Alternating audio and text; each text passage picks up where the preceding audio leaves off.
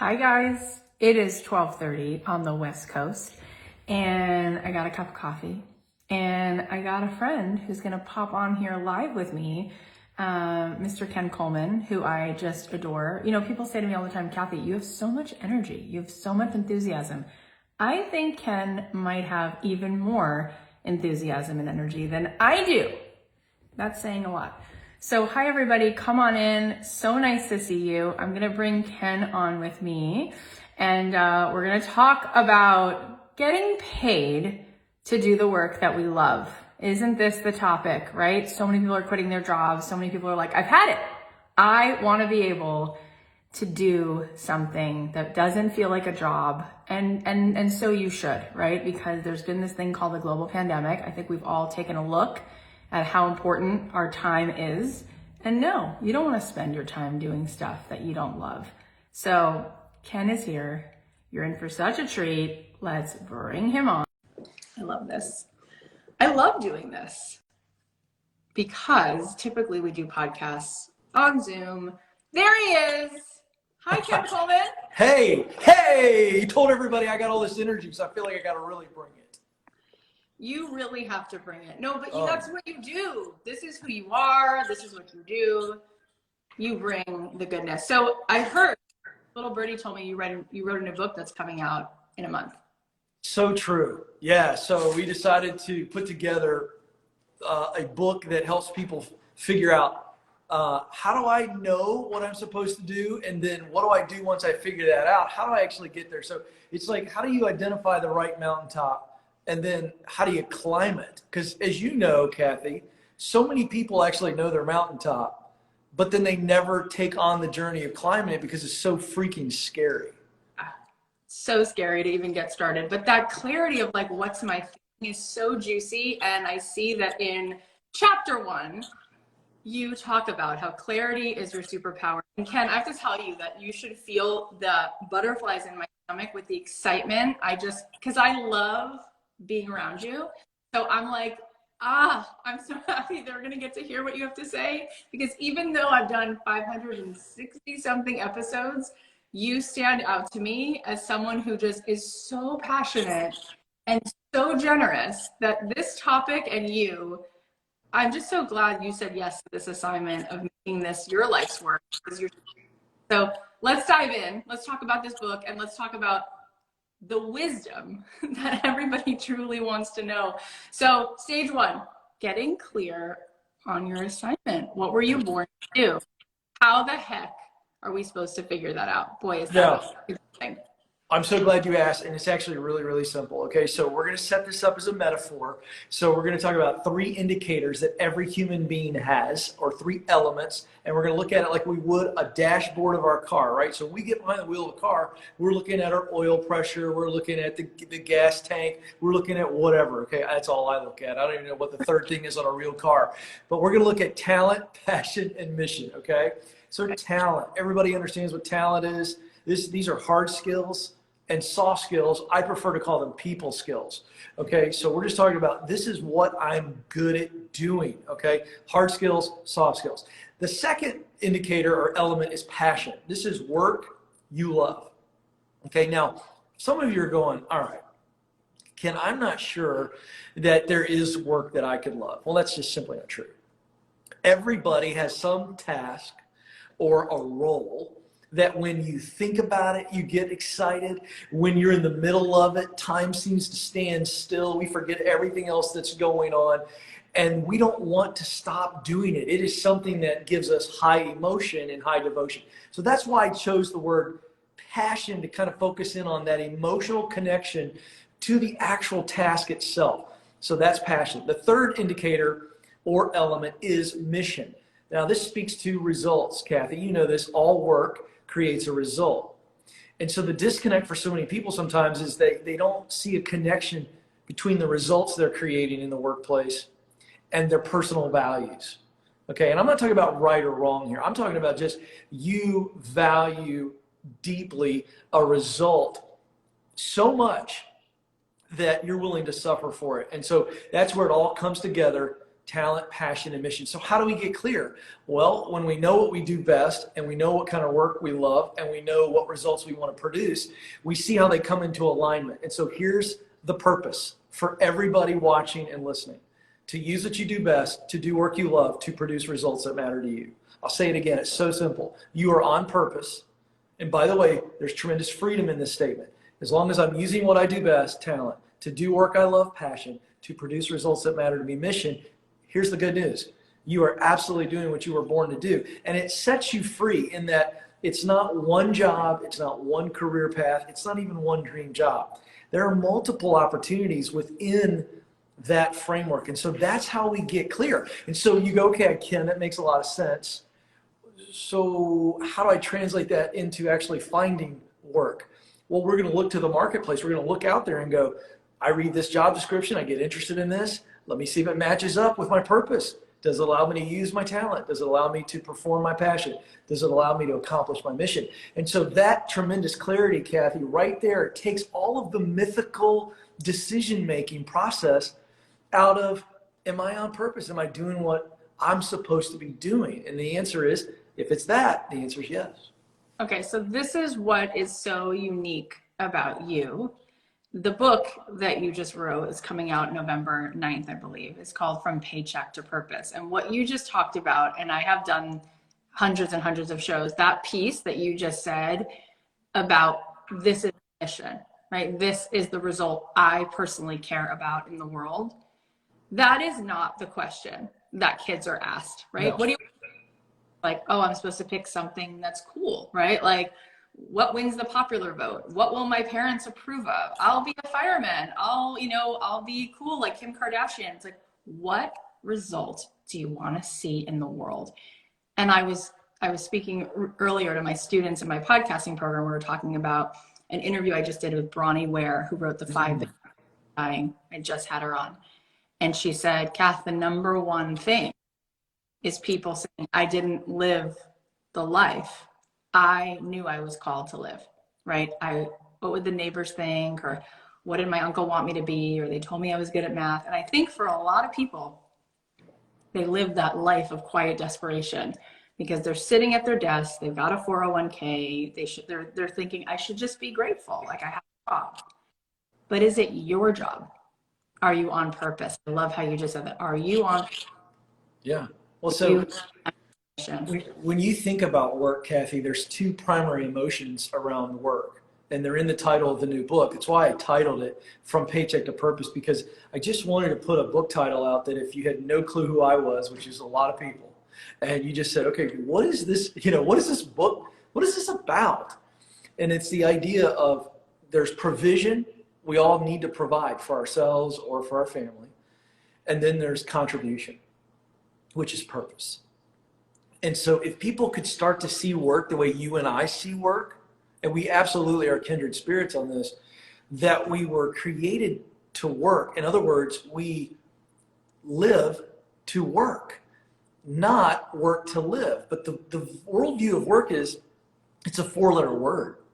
It conjures up all kinds of nastiness. And it's something I feel like I have to do versus created to do. And so I want people to get this, because when you realize that you never had to be taught to wonder, why am I here? Like, there's just a couple of things, like we never have to teach a kid to say no. You never have to teach a kid to steal a toy from another kid. Like, we just come by all of that, honestly. And nobody has to teach you to wonder, what should I do with my life? So where does that come from? It comes from whatever your view is on faith or God or anything. It comes from our soul, where deep down we go, I want to make a difference in this world. And so I'm on that crusade to help people realize that that difference is not as hard as you think to figure out. And once you figure out that difference that you're supposed to make, well, then it's a game changer. And you know this too, Kathy. When men and women are on purpose in their life, in their professional life, it affects their relationship life as well. They're better spouses, they're better parents, they're better friends. 100%. And I agree with you. That's why I started a podcast. I heard I say to me that the opposite of depression is not happiness. And I had always been looking for the to the question that you just asked. And I never thought that until now. You're right. You never have to be told to wonder that. I think we all want to know, why am I here? I do believe everybody is given an assignment. Yes. And let's talk about how we can actually go from now having some sense of, all right, so this is the mission, right? This is what I really care about. I really care about, I really care about fitness. I really care about whatever, fill in the blank. How on earth do I get to be paid to do that? I think a lot of people think that you can do on the afternoon, but you were saying something different and I'm saying something. But in you explore that. So what are the ways that you get yourself in the door to get paid beyond purpose? Okay, so we talked about get clear, and the book very simply unveils the 7 stages. This book takes the mythical journey out of the equation, and it's no longer, well, a few successful, fortunate souls fell into their purpose. That's a bunch of garbage. You can do it, and the book is unveiling the 7 stages. So we talked about get clear first. Now we're talking about get qualified. And so you know, Kathy, that I love to make things very practical for people to be able to understand, how do I do this? And so there are 4 qualifying questions that you've got to answer. And when you answer these 4 simple questions, the plan builds itself. And when you've got a plan, Kathy, it's not so scary. But the reason so many people don't pursue what they were created to do is because of the fear of the unknown. I think the greatest fear in the world. So here are the 4 questions, all right? What do I need to learn? That's the education question. Okay, and I'm going to break these down in a second. What do I need to do? That's the experience question.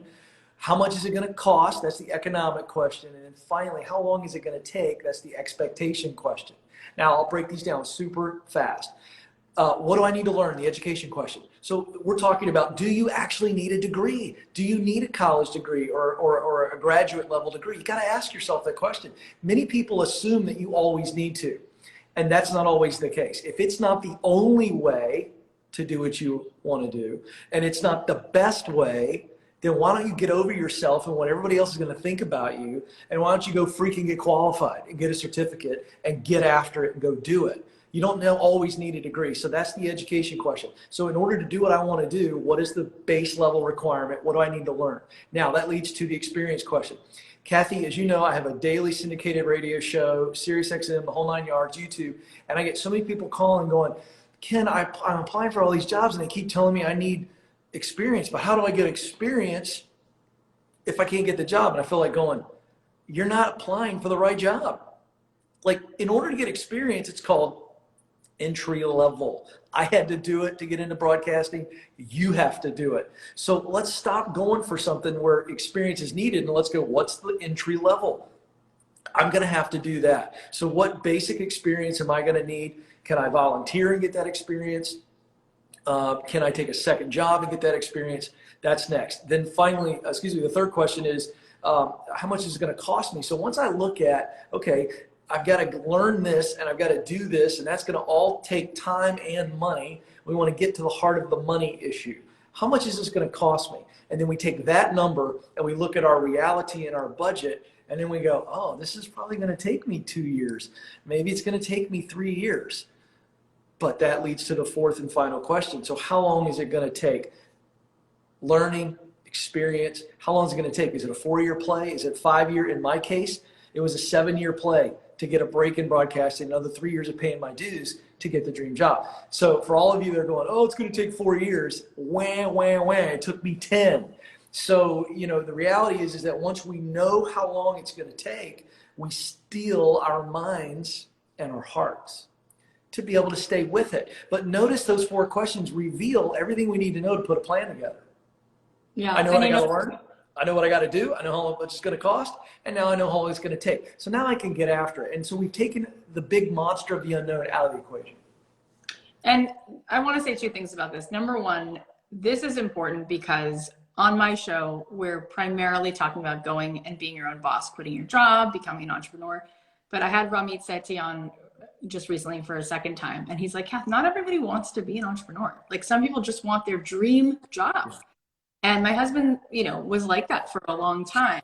And there's something to be said for that. So I think it's really important that you make this space for people to say, I do want a job, but I don't want a job. The other thing I wanted to say is the time's going to pass anyway. Yep. And so what we do is we make this enemy out of something that's like a fallacy. You know, it reminds me of one of my very good friends, Miss Sherry Salata, who is executive producer of Oprah. She then went on to be president of Harpo. She then went on to be president of the OWN Network. She was working as a manager at 7-Eleven, and she had done some advertising here and there, couldn't get the job at Leo Burnett, was managing 7-Eleven, got a call from the Oprah show to come in and be a seasonal, just PA, help with a few ad spots maybe. Wow.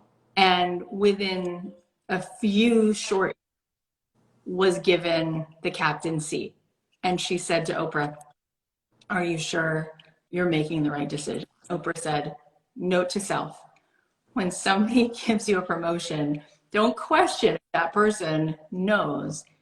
So Sherry says to her, "Well, I want to know why you chose me." And in front of 4 other people on the staff, Oprah writes a little note on a piece of paper, slides it across the table. She opens it up. It says, "Because you know my heart." Started to cry. And she said, "Take the keys and land this 747 for me." Wow. Now, I get chills thinking of that. Yeah. How many people would have said, entry level job, seasonal temp at the Oprah show, being a PA? I worked at Leo Burnett. All right, I fell in hard times. I had to take a 7-Eleven job. I'm going to go back to advertising. I'm going to be an executive. I'm going to run. No, no, no. You know what you do, Ken? You get out of God's business. That's what you do. Yeah. You start getting in your own business. And you say, this is where I'm called.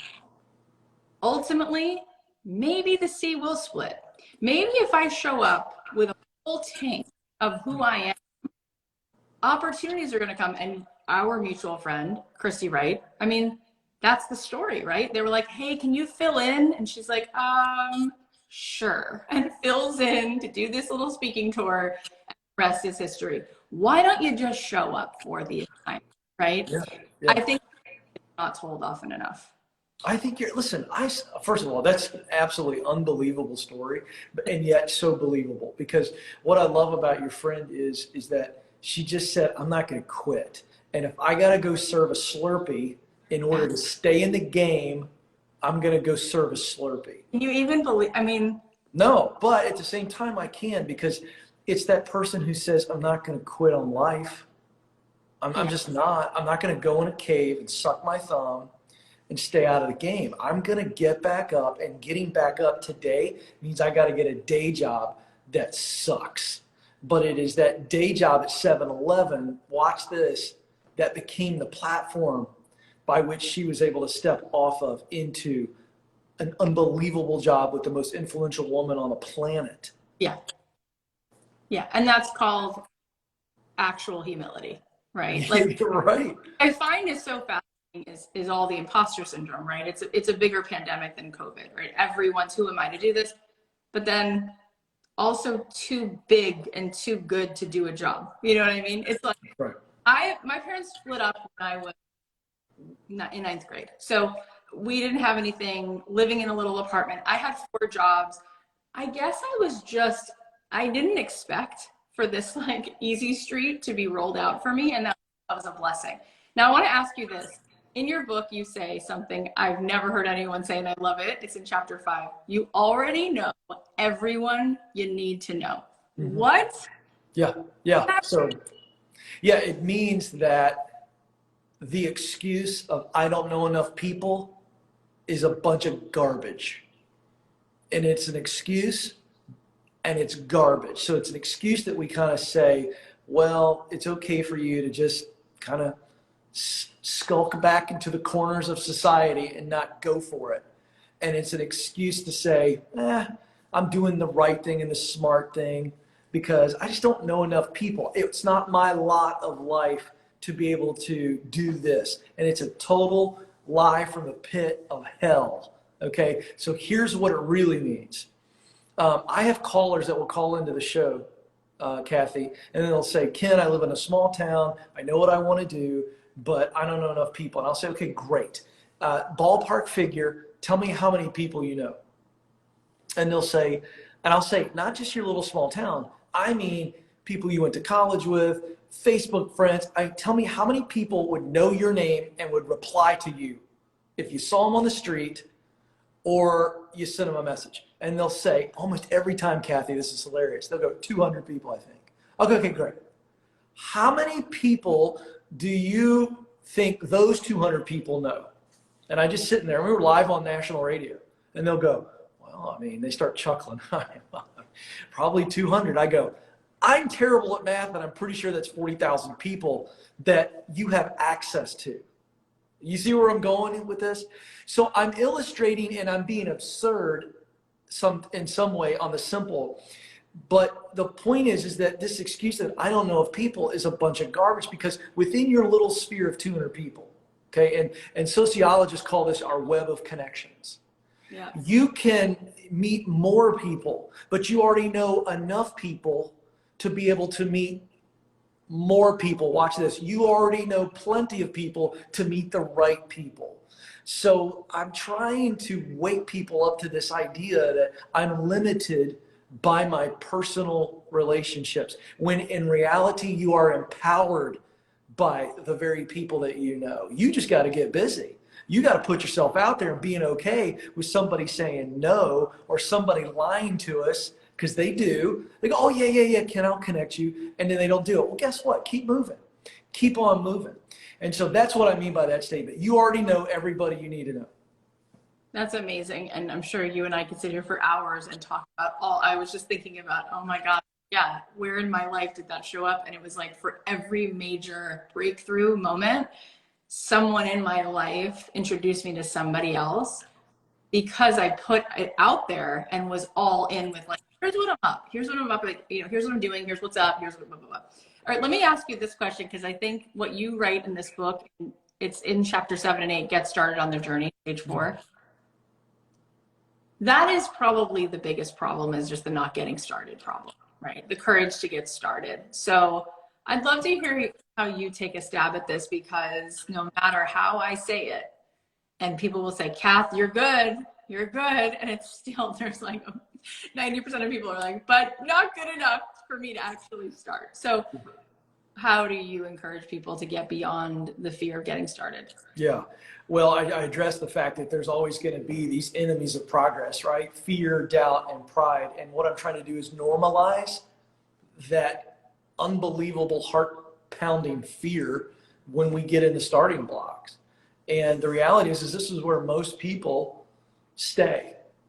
They just never quite, the gun goes off. I love the Olympics. We just experienced the Summer Olympics, and it's like the gun going off, pow. And then everybody takes off except you, and you're just stuck in the starting blocks. And the reason that we don't start is primarily fear and doubt. There's some pride in this. And so very simply, the fear of failure, right? I'm going to fail. I got great news and I got bad news.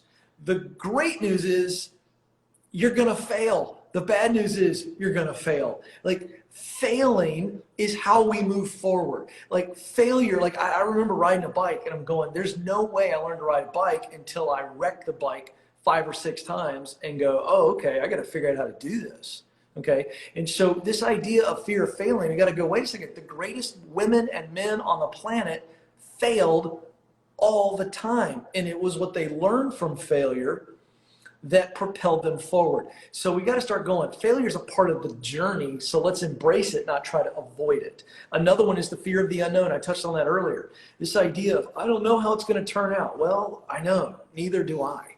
But that's the beauty of the journey. If you know you're headed up the right mountain, which you can be sure of, then the timing at which you arrive at the top, I've never heard a successful person go, man, this has been a great journey. I wish I'd have gotten there a little sooner. They never say that. They go, it was really about the journey itself, and I wouldn't change a thing. That's what I hear from very successful people, because it's about the journey itself. And so doubt is the other thing. So fear and doubt are very different. So fear is, I'm afraid of failure. I'm afraid of what other people are going to say. I'm afraid of rejection. I'm afraid of the unknown. Doubt is, I don't think I've got the talent. I don't think I've got the time. I don't think I've got the money. I don't think I've got the connections. we get it. And so, by the way, fear and doubt, they just hang out on our shoulders right here. And it's all the time, just like little demons from the pit of hell, just all the time. And here's the deal.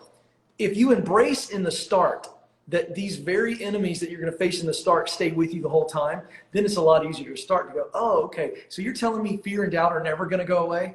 Never.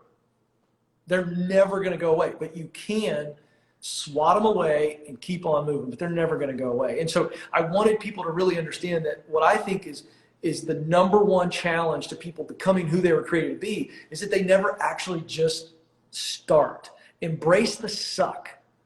Because the first radio show I ever did, I wouldn't want you or anybody else to hear it. First time I did a TV interview, oh my gosh, I wouldn't want you to see that. First time I gave a talk, I wouldn't want you to see that. Not because I'm arrogant or I'm vain, it's because I'm so much better now, and that's when I was at my worst. But here's the deal, you don't get to hear unless you embrace the suck and the start.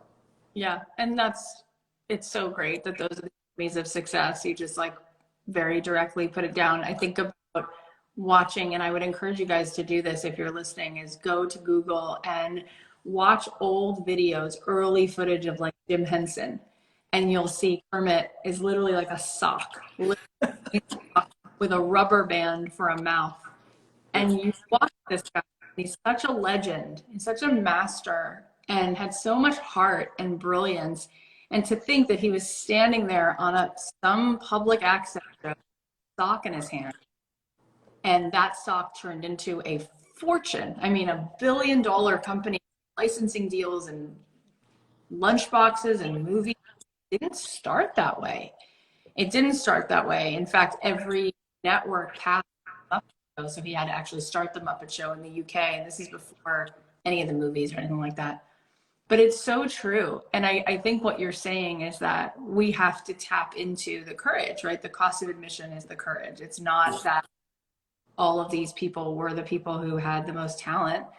It's the let's do this messy. Yeah. Okay. You just said something so amazing. I'm going to take over your Instagram for a second and I'm going to flip it on you.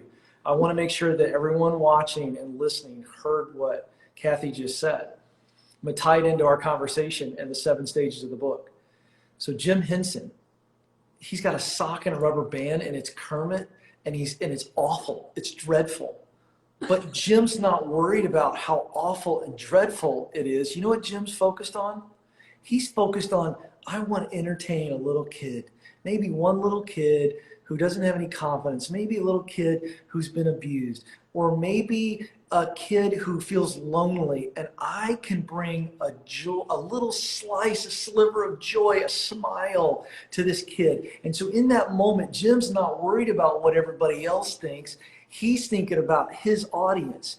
He's using his talent, the imagination, the voice, and all that, and he's performing his passion where he's storytelling and connecting. And why? Because he wants to influence a child.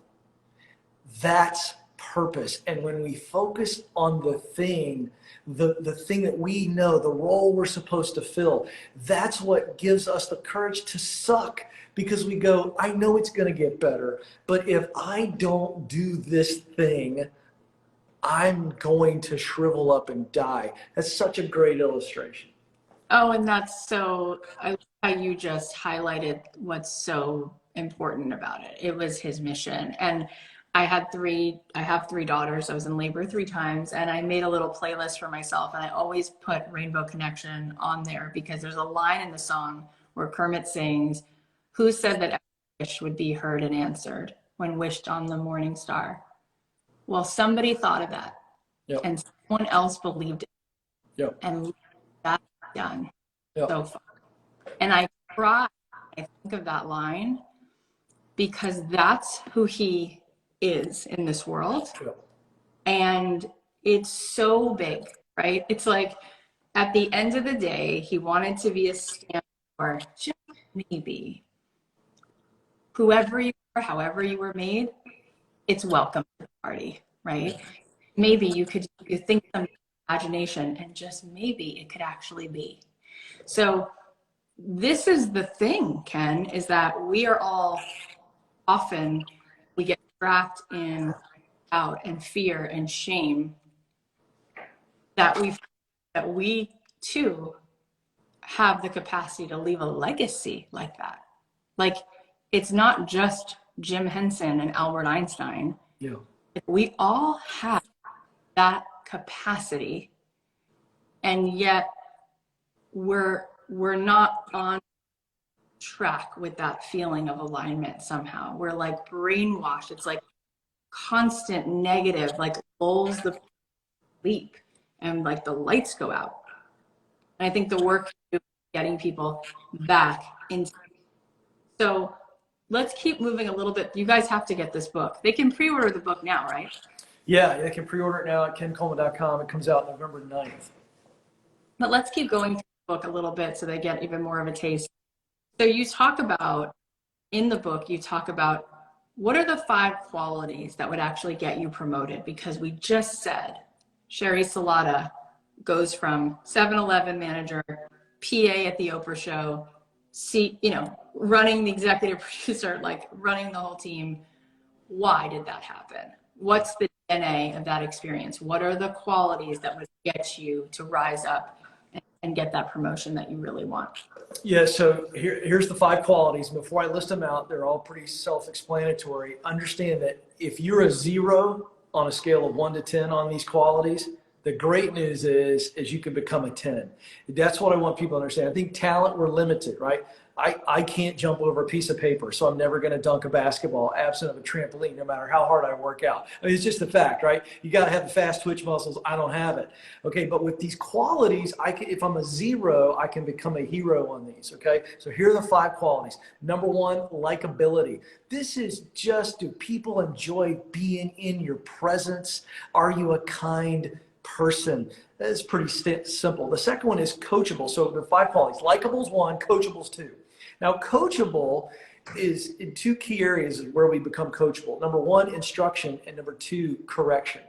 So are you coachable when you step into any gig, even if you're an entrepreneur, and you've got to learn how to do something? Are you somebody who takes instruction well? And then when you have to get corrected, because we all do at some point, do you take correction well? If you handle instruction and correction well, which means I'm humble, that makes you coachable. All right, number 3, and this is kind of fun, reliable. Now, this is like, what makes a person reliable? Very simple. People can count on you. You show up when you say you're going to show up. You do what you say you're going to do. That makes you reliable. Okay, and so when we can be reliable, people are going to count on us more and more and more, and that helps us be promoted. Number 4, this was the number 1 skill that hiring managers were looking for in 2020, according to LinkedIn. And this will come as no surprise: adaptable. Adaptable. Like, has there ever been a time in our lives where we had to adapt more, or we were forced to adapt in 2020? And so adaptability just means I'm open to change. It's more of an attitude. I think being adaptable is an attitude that says, when I am needed to change, I'm going to change. Yeah. I don't have to like it, but I got to do it. Yeah. And then the final quality is honorable. And this is all about integrity. Are you an honest person? Do you treat people of the opposite sex the way they should be treated? We're talking about honor, a kind of an old word that nobody talks about anymore. So those are the 5 qualities: likable, coachable, reliable, adaptable, honorable. Here's the good news. When you take assessment of yourself in those areas and you develop yourself in those areas, get feedback, get coaching on it, strive to be better. Let me tell you something. There's nobody that's going to hold you down for very long. Yeah. And you know what's so important is, again, I think that we love the words, freedom, and we want to feel expressed. And so people sometimes actually cut off their nose to spite their face, because we forget how Michelangelo was taking notes from the Sistine Chapel. Yes. Okay. Commissioned piece of work. Sarah Bareilles was hired by the team at Waitress to write that musical. I imagine she had more than one meeting where she had to take input. Lin-Manuel Miranda, right, when he works on Moana, Name any person. And even if you're either working on a team, you're working for someone else, or you're an entrepreneur and you have a client or you have a student or someone you're coaching, and they ask you for something and they need something from you, it doesn't make you less than to want to take in feedback, to want to be adaptable and all of that. Since the beginning of time, the most successful people understood that we're still going to use our gifts and our talent, but that radical empathy, that being able to take our gifts and give them to someone else, that is by definition why it actually works as a business. If it's a hobby, fine. Don't take any feedback. Make anything you want. If nobody's interested, it doesn't matter. If it's a business, somebody needs or wants it enough that they're either going to pay you to do the job, or they're going to pay you as someone who they're commissioning to write a song or write a script or whatever it is. I think it's great that you would care. It's like your Marta, David Crane, and your show Friends was just greenlighted by the network. You might care what NBC has to say about where Ross is going in this season. It's probably important to look at the way the viewers are responding to Joey's character and whether or not you want to write something different rather than saying, no, we don't, none of that, right? None of that. I think, Ken, that really gets missed. I think people think it's one or the other. Either you're lucky to make a lot of money and not have to care a damn about what anyone else wants, or you're just one of those unlucky schmoes who either you make little money or you work for someone else and you're a sellout. You got paid, but life. I don't know that people get that there is an overlap constantly. I was signed to Interscope for a minute, and then I wound up writing music for film and TV for 10 years because I got dropped from the label. And while I was signed, Lady Gaga was there, Paparazzi was in the studio recording a special version of it for the VMAs. And I was watching her take notes from Ron Fair.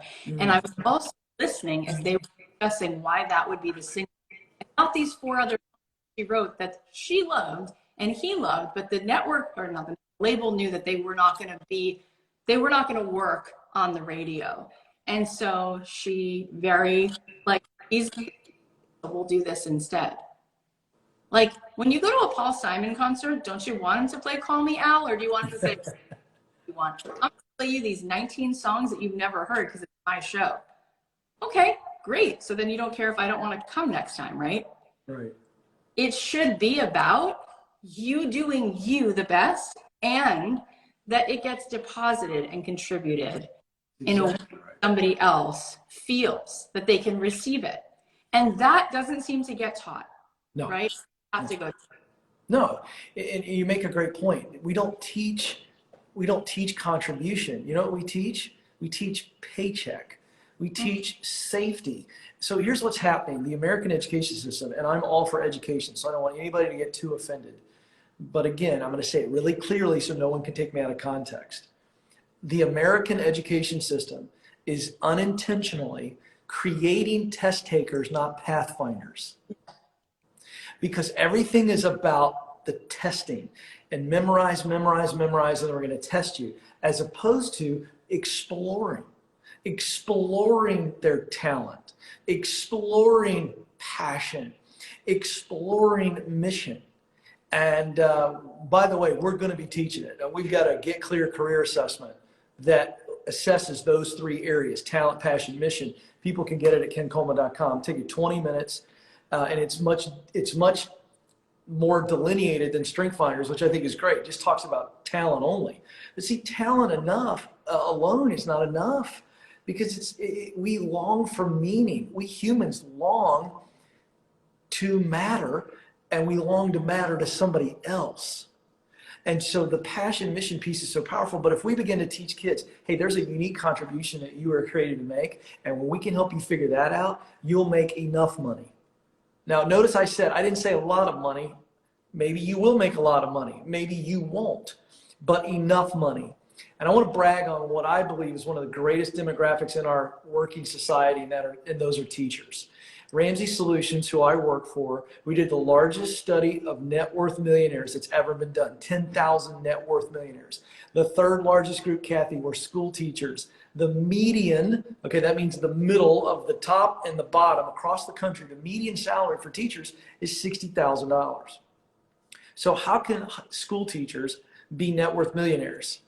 Because they were disciplined and they saved their money, they lived on less, all the things. But the reality is the reason they were able to do that is because of a deep abiding passion for instruction and teaching. And their mission is to influence the future generations. And when you get that, you realize, wait a second, is the American dream status or success or dollars? Or is the human dream about significance? And I would suggest to you that we all long for significance. We are significant, but we long to make a significant contribution. And that's the game changer right there. That's the game changer. And that's where success is ultimately measured. It's love of the contribution. That's so amazing. I just want to give a shout out. My daughter goes to, all my daughters, they go to project-based, really hands-on, innovative school in LA. And her teacher, my oldest, is Ben Salk, whose grandfather was Jonas Salk, who created polio vaccine. And I said, I've been told, because all of the other teachers talk about what a love he is. I said, and I can imagine that the genetics are pretty good, really brilliant. You could have done it. And it's amazing that you decided to be a teacher. And he said, well, this is what my grandfather taught me, is that this matters, right? These are jobs that matter.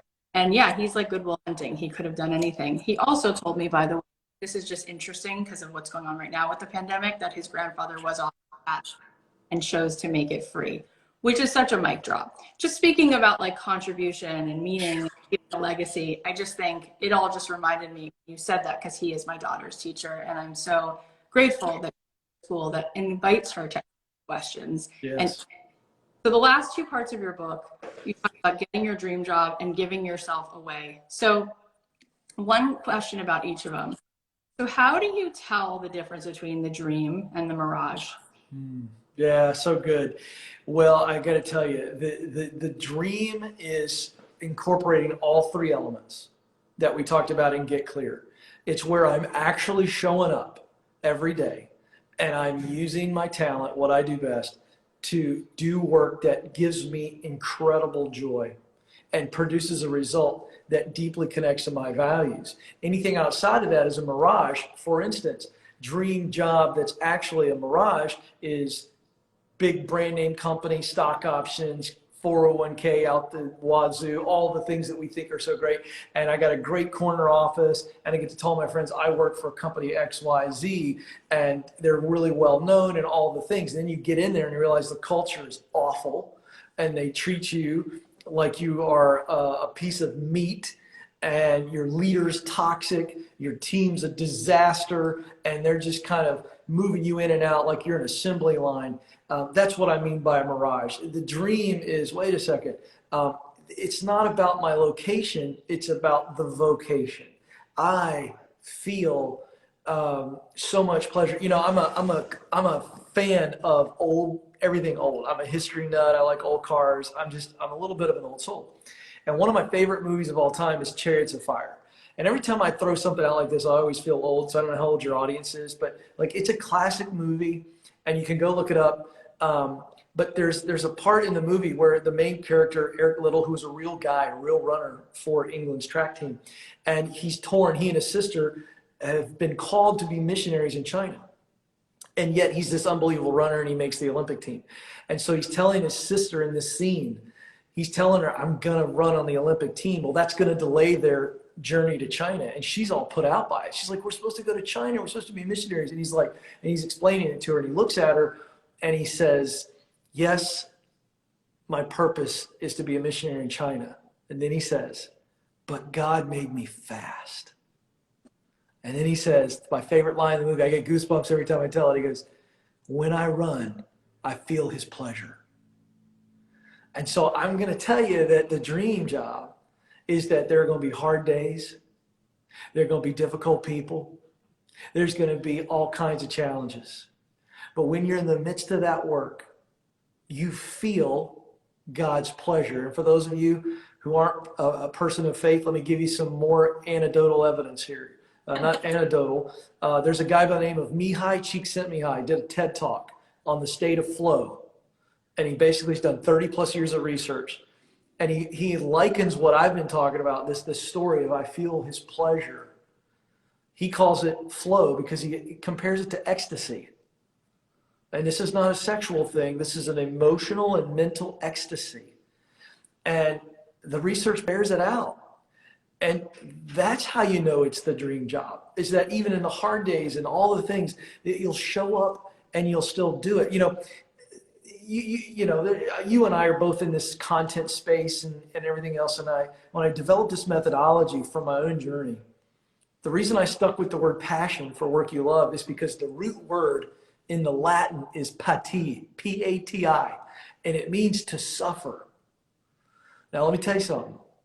When you're willing to suffer waiting, you're willing to suffer a long educational path, you're willing to suffer starting that business and failing, you're willing to suffer multiple prototypes, you're willing to suffer tons of rejection like our friend Sarah Blakely.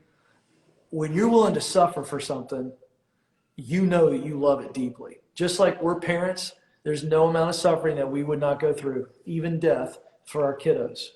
And that kind of love for your work and your mission is possible because it's already put inside of us.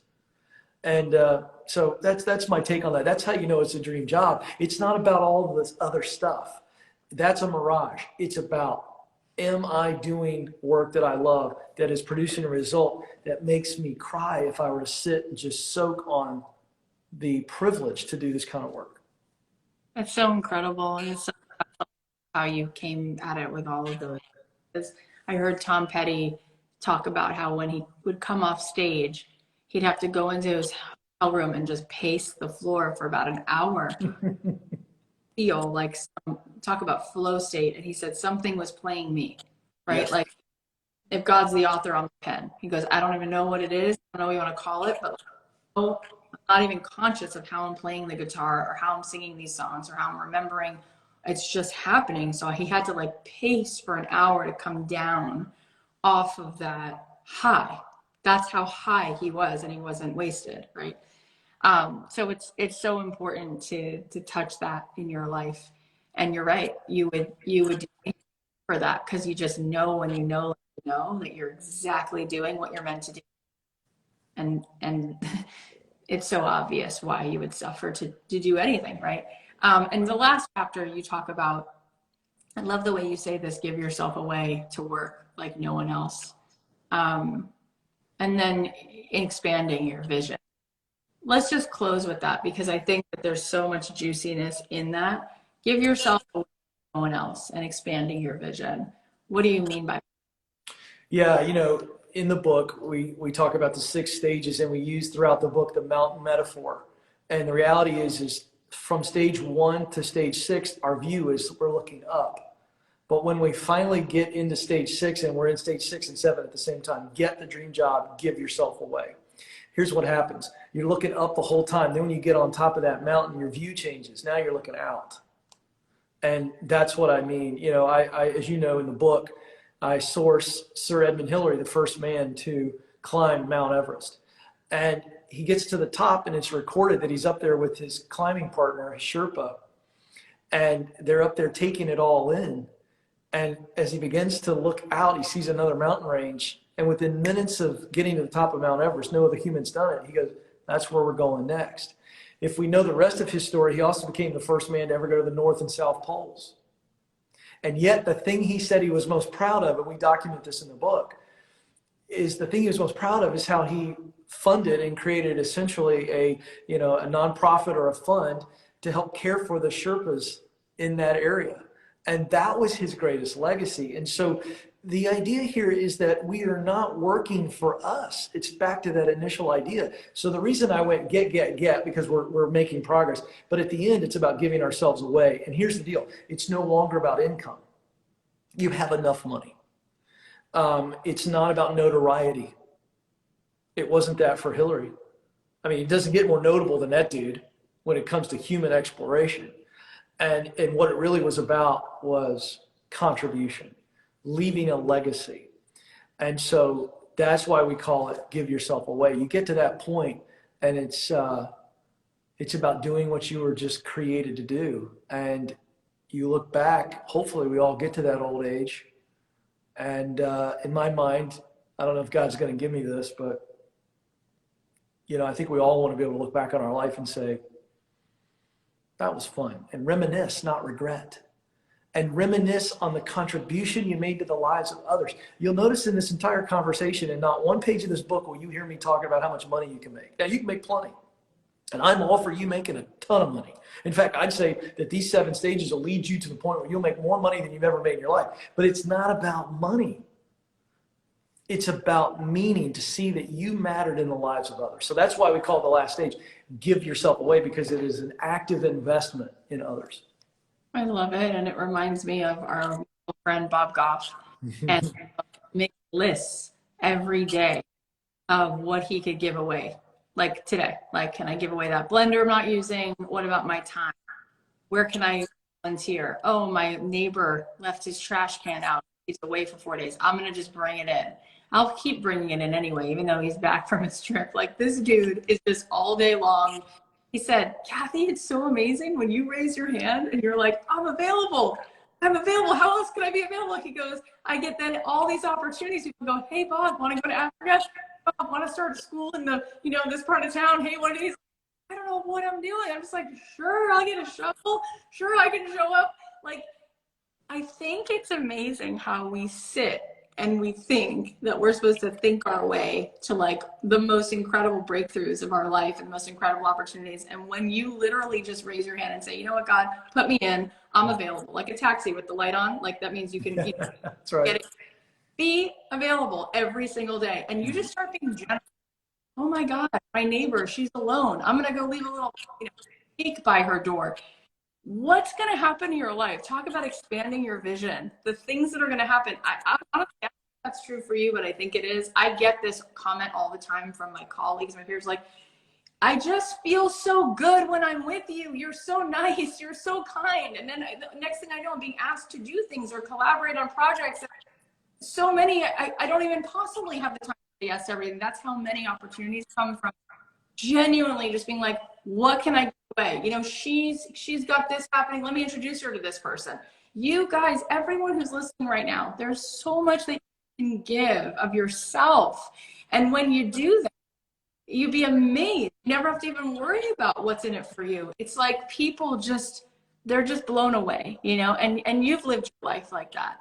So I love that you talked about all of this stuff, and I love that you wrote this book. People are so excited, and we're going to take this and we'll put this on the podcast too so everybody else can hear it. Is there anything else you want to say if somebody's sitting here and they're thinking, Ken, you're so kind, you're so inspirational, but you don't really know me. Like, I don't really have a gift, and I don't know, I think that you don't know my circumstances, and I don't think this really is possible at the end of the day. Yeah. Well, I would say that I politely and respectfully disagree with you. And I would say that you were created. That means you have talent. Underneath all the crap that's happened to you, maybe what somebody's done to you, said to you, you still have something to offer in the way of talent. And then I know that there's something somewhere underneath all that pain that lights you up. And I would also suggest to you, if you're a person right now that feels like you're buried under the weight of pain that someone else has caused you, and they have either told you or done something to you that make you feel as though you have nothing to give, I got to tell you, out of that pain will come tremendous, tremendous contribution. And I will tell you that out of that pain, a mission is waiting for you, because you have survived the pain. You're watching this, you're listening to this right now. You survived. That tells me that you've got something to offer. And I would tell you what I tell everybody every day on the show. You were created to fill a unique role. You are needed. You must do it. And I would finish by soft quoting. I'm going to miss some of it, but what I believe maybe the most powerful words that Martin Luther King Jr. ever uttered. He's known for his I Have a Dream speech and his speech in Memphis the night before he was tragically assassinated. But it is a impromptu speech he gave to some middle schoolers on a whim that to me hold the most power. He looked at those middle school students and he said, don't you let anybody ever take away your somebodyness. And he made up a word there. And it's so powerful. And he went on to say to those kids, we've probably all read it or heard it, but he said, if it falls your lot to be a street sweeper, sweep the streets like Michelangelo. And he goes on to say, sweep streets so that all the host of heavens look down and say, there was one of the greatest street sweepers the world has ever known. And again, I'm paraphrasing for time. But this idea of don't let anybody rob you of your somebodyness, I think is the message that I would leave. You are a somebody. And more importantly, there's somebody out there who needs you. And that makes you a somebody. Thank you. Tell everybody where they can find you, where they can find the book, and anything else you got going on around. Well, thank you. KenColeman.com. Super easy just to kind of see where the show is. We're on 75 radio stations, Sirius XM daily. We're on YouTube Live every day. Of course, we podcast it. You can buy the book there at KenColeman.com. You can pre-order it now, and we've got an incredible deal where you can get that Get Clear career assessment, which will allow you to get a full report on talent, passion, mission, plus a purpose statement that's filled out based on your answers.